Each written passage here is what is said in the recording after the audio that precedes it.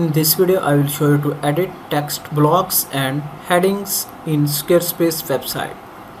Here you can go, then click here website. Now you can select any of the page from here. These are the different pages. So let me select this one, about page. Then click here edit. Now you can click any of the text from here. Then click here pencil button. Okay, this one is the writing option, this one is editing. Then align vertically, then you can pin it, then duplicate, then delete. So now click on the pencil.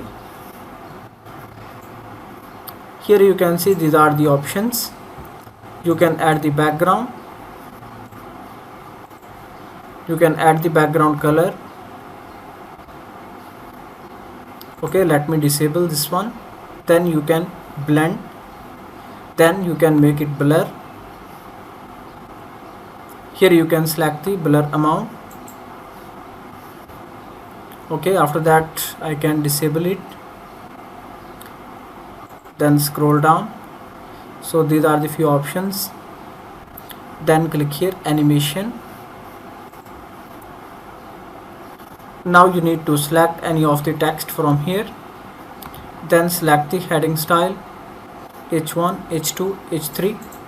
For example, if I select this one, here you can see size is also decreased. Let me select back this one. Then you can bold any of the text from here. After that you can make the text italic. Then you can change the text color to the any color. Select the custom color. Here you can see color is changing accordingly. After that, here you can scale the text in a single line. Then you can highlight the text.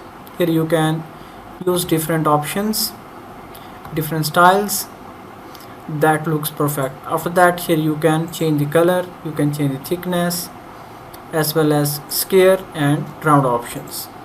Then you can link this text to anything, any of the page. Here you can see these are the pages. So now this one is the text alignment, left, center, then right. This one is the quote button, then bullet list, then numbered, then this one line.